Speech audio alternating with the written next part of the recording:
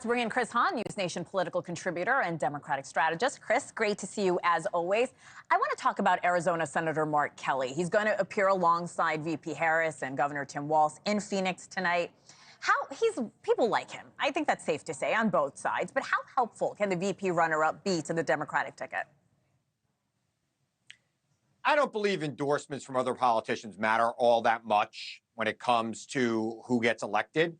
I think it might help a tiny bit when he has an organization on the ground in Arizona that could help pull out votes. But beyond that, people aren't going to say, well, Kelly likes her, I'm going to vote for her. I think that's the way it usually goes. But look, he is very popular.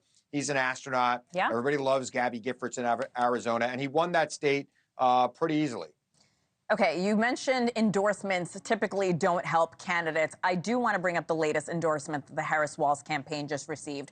It's from the League of United Latin American Citizens. For our viewers, that's the oldest, largest Latino civil rights group in the country. But this group also never endorsed a presidential candidate. How significant is this?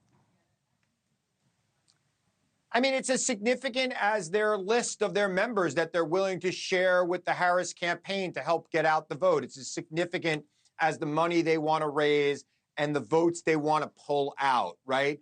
I always say this, endorsements, I mean, it's the same thing with politicians. It's even less so with organizations. The exception with organization is if the organization is going to go to work for you, if they're going to help you pull out voters in an election that was won by 40,000 votes across 5 states, that can make a difference, right? Organizations matter in politics a lot more than endorsements do. So the better the organization, the more they're willing to be part of the campaign, then those endorsements can help. That's a really good point. We know President Biden hitting the campaign trail for the first time since leaving the race himself. Chris, what role should President Biden have in the Harris-Walz campaign going forward, going into November?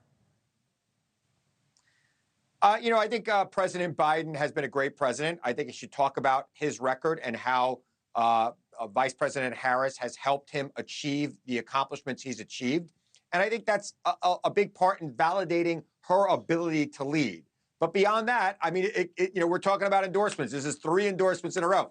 I think it was great to help her get the party behind him when he came out strongly for her immediately upon dropping out.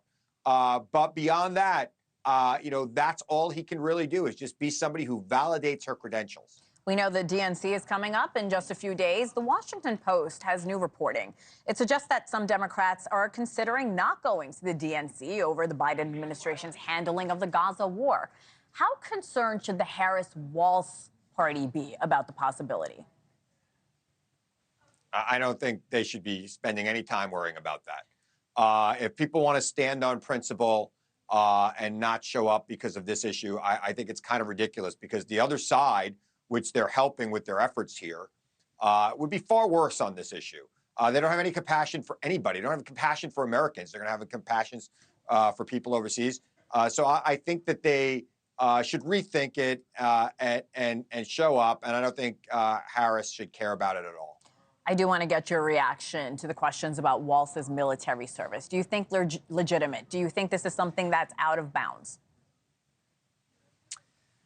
The man served in the military for 24 years, and he retired long before he was deployed. I mean, not long before, but enough before that Months it was clearly before. not a reason. Here's the other thing I would say.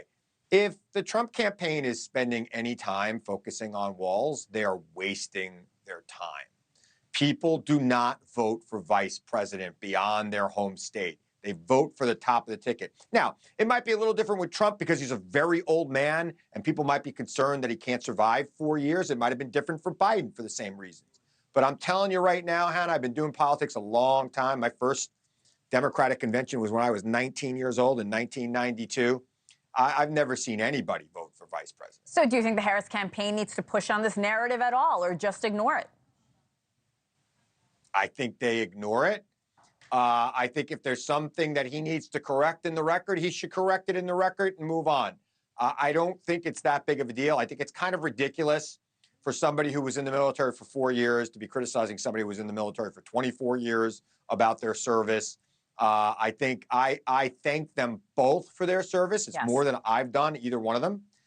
Thanks so much for watching. Just go to joinnn.com to find News Nation on your television provider. And don't forget to click the red subscribe button below to get more of News Nation's fact-driven, unbiased coverage.